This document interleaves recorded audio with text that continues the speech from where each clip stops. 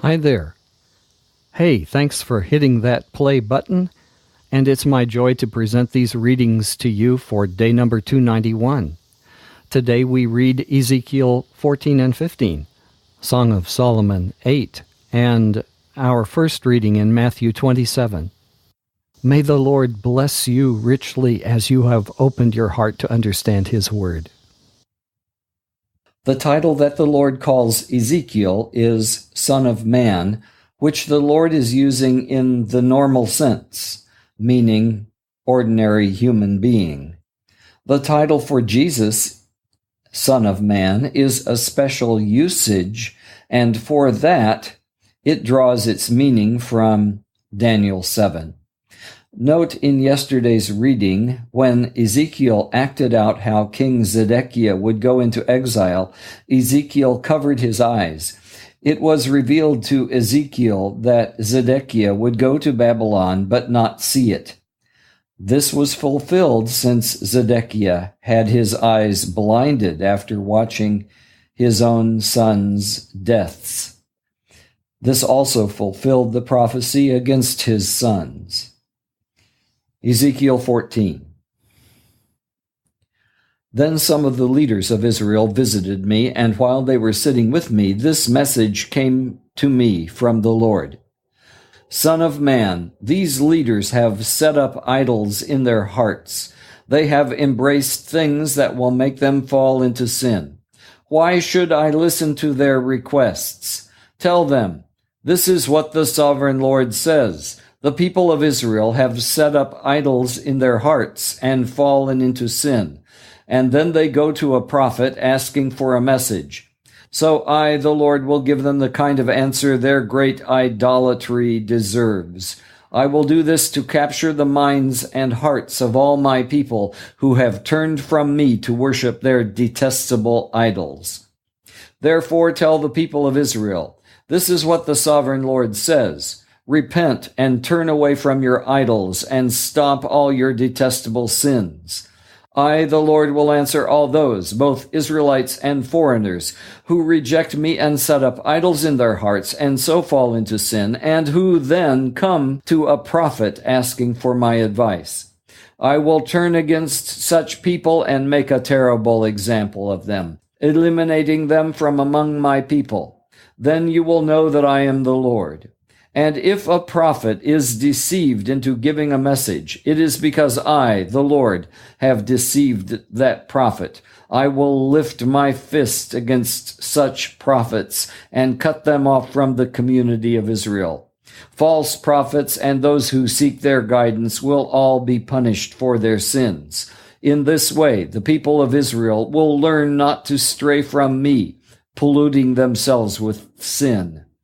They will be my people, and I will be their God. I, the sovereign Lord, have spoken. Then this message came to me from the Lord. Son of man, suppose the people of a country were to sin against me, and I lifted my fist to crush them, cutting off their food supply and sending a famine to destroy both people and animals.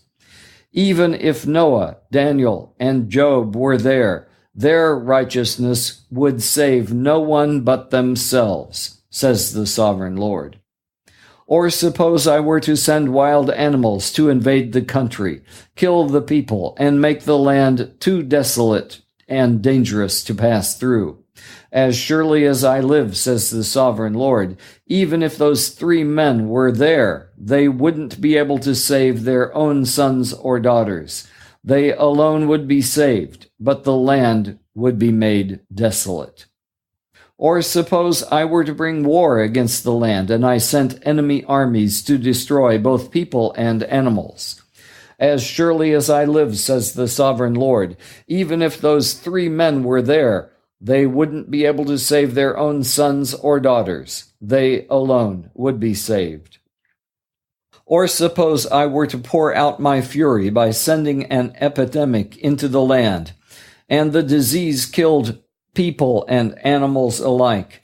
As surely as I live, says the sovereign Lord, even if Noah, Daniel, and Job were there, they wouldn't be able to save their own sons or daughters. They alone would be saved by their righteousness. Now this is what the sovereign Lord says. How terrible it will be for all four of these dreadful punishments to fall upon Jerusalem: war, famine, wild animals, and disease, destroying all her people and animals. Yet there will be survivors, and they will come here to join you as exiles in Babylon. You will see with your own eyes how wicked they are, and then you will feel better about what I have done to Jerusalem. When you meet them, you will see their behavior. You will understand that these things are not being done to Israel without cause. I, the sovereign Lord, have spoken. Ezekiel 15. This message came to me from the Lord. Son of man, how does a grapevine compare to a tree? Is a vine's wood as useful as the wood of a tree? Can its wood be used for making things, like pegs to hang up pots and pans? No, it can only be used for fuel, and even as fuel, it burns too quickly.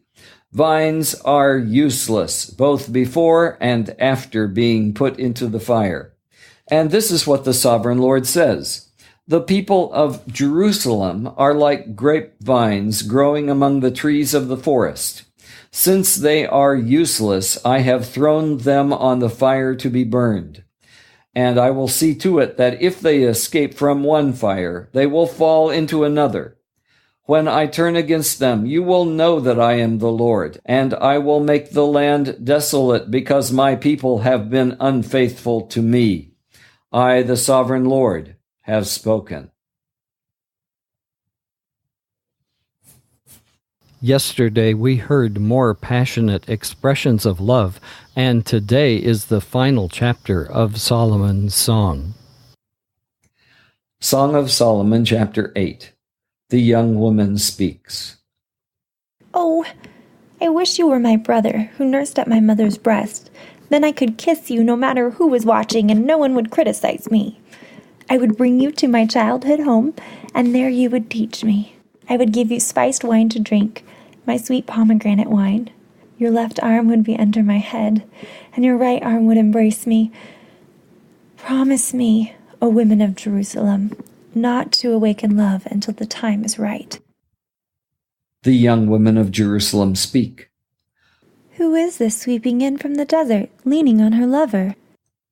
The young woman speaks. I aroused you under the apple tree where your mother gave you birth, where in great pain she delivered you. Place me like a seal over your heart, like a seal on your arm, for love is as strong as death, its jealousy as enduring as the grave. Love flashes like fire, the brightest kind of flame. Many waters cannot quench love, nor can rivers drown it. If a man tried to buy love with all his wealth, his offer would be utterly scorned. The young woman's brothers speak. We have a little sister, too young to have breasts. What will we do for our sister if someone asks to marry her? If she is a virgin like a wall, we will protect her with a silver tower. But if she is promiscuous like a swinging door, we will block her door with a cedar bar. The young woman speaks. I was a virgin like a wall. Now my breasts are like towers. When my lover looks at me, he is delighted with what he sees. Solomon has a vineyard at Baal Hamon, which he leases out to tenant farmers. Each of them pays 1,000 pieces of silver for harvesting its fruit. But my vineyard is mine to give, and Solomon need not pay 1,000 pieces of silver. But I will give 200 pieces to those who care for its vines. The young man speaks. O my darling, lingering in the gardens, your companions are fortunate to hear your voice. Let me hear it too. Come away, my love. Be like a gazelle or a young stag on the mountains of spices.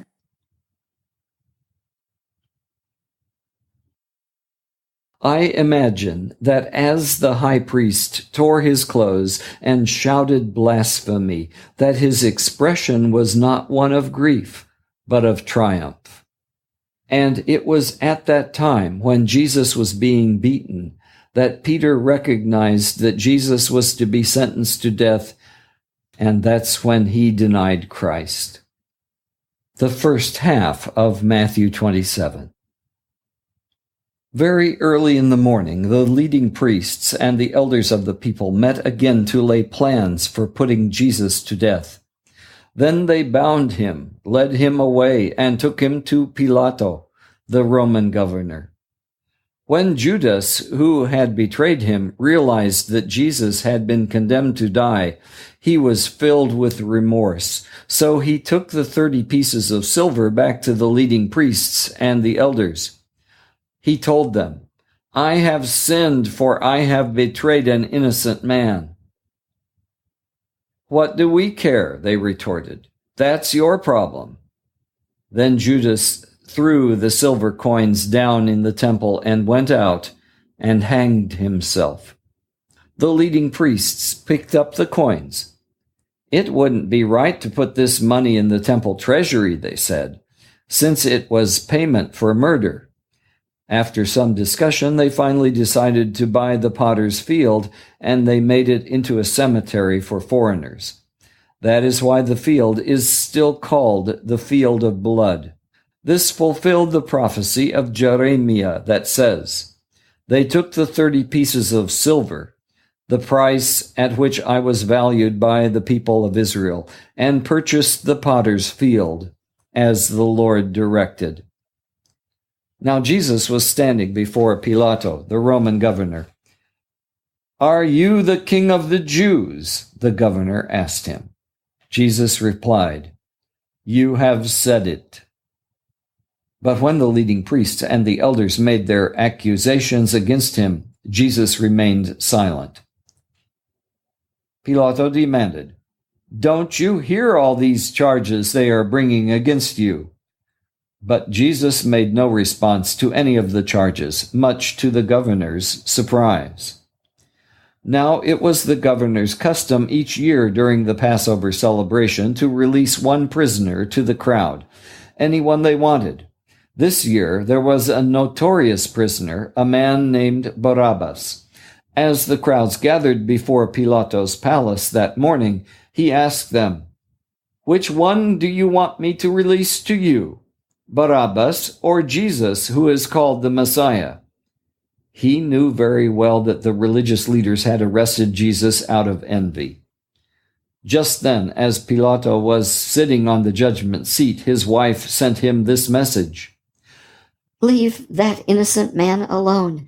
I suffered through a terrible nightmare about him last night."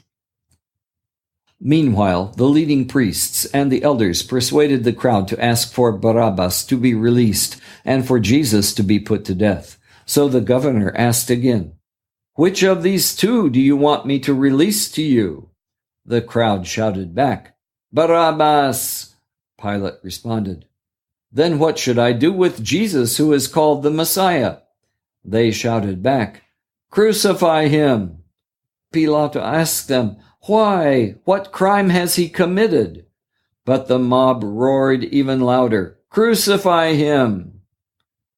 Pilate saw that he wasn't getting anywhere and that a riot was developing, so he sent for a bowl of water and washed his hands before the crowd, saying, "I am innocent of this man's blood. The responsibility is yours." And all the people yelled back, "We will take responsibility for his death, we and our children." So Pilate released Barabbas to them. He ordered Jesus flogged with a lead-tipped whip, then turned him over to the Roman soldiers to be crucified. Some of the governor's soldiers took Jesus into their headquarters and called out the entire regiment. They stripped him and put a scarlet robe on him. They wove thorn branches into a crown and put it on his head, and they placed a reed stick in his right hand as a scepter.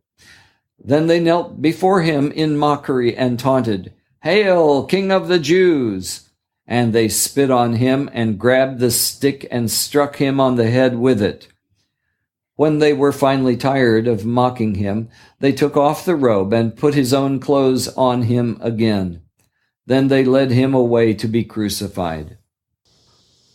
Along the way they came across a man named Simon, who was from Cyrene, and the soldiers forced him to carry Jesus' cross. And they went out to a place called Golgotha, which means place of the skull. The soldiers gave him wine mixed with bitter gall, but when he had tasted it, he refused to drink it.